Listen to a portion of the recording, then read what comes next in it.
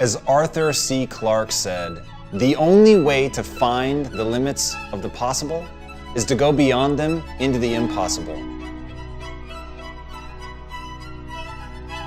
The world as most people are going to live it is so tightly defined, is so limited by their narrow perspective that they're never able to shake out of that, to really shape something and build the world, not as it is, but the way that they want to see it. They're allowing themselves to be hemmed in by what they see other people doing, by the bricks that have been laid before them. But it really is our ability as a species to adapt and to go somewhere new that defines us.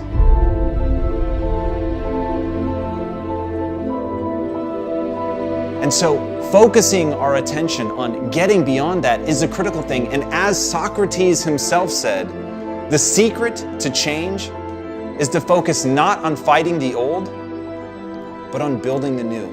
To put all of your energy into creating something new, not to resist what's come before you. And that's where so many people spend their time. There is so much comfort in what's come before. There is so much safety in the bricks that people have laid before you that you're unable to see that if you're willing to step beyond that, if you're willing to define something for yourself, if you're willing to learn, if you're willing to challenge your own assumptions, if you're willing to challenge the things that you believe, if you're willing to push beyond the comforts, that an entirely new world awaits you.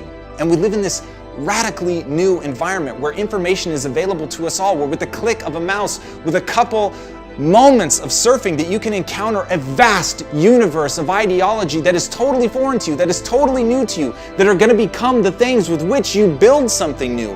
They're going to be the things that allow you to create a universe that up until this moment simply has not existed.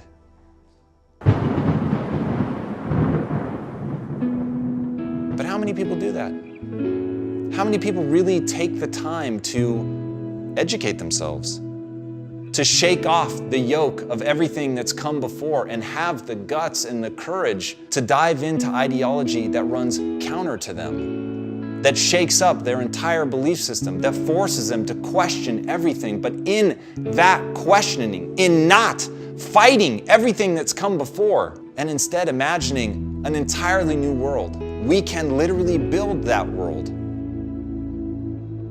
Socrates has another quote: "Employ your time in improving yourself by other men's writing, so that you shall gain easily what others have labored hard for."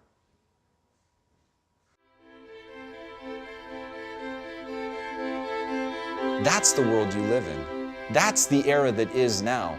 This transition that's happened from the time that we had the printing press until the internet came along, and until right now today, where we live in a world where people are trying to put so much information out there. All you have to do is be willing to look beyond the safe confines of the world that you've constructed for you, the world that your parents handed to you, the world that society tells you is the way that it is, was, and always will be. Once you can look beyond that, once you can get to understanding that you can control the fabric of your world by altering your belief systems, by reaching out and looking at what other people have given their lives to obtain that information, to take it in, to not be beholden to dogma, but instead be willing to accept that ideas are not only tools, they're weapons.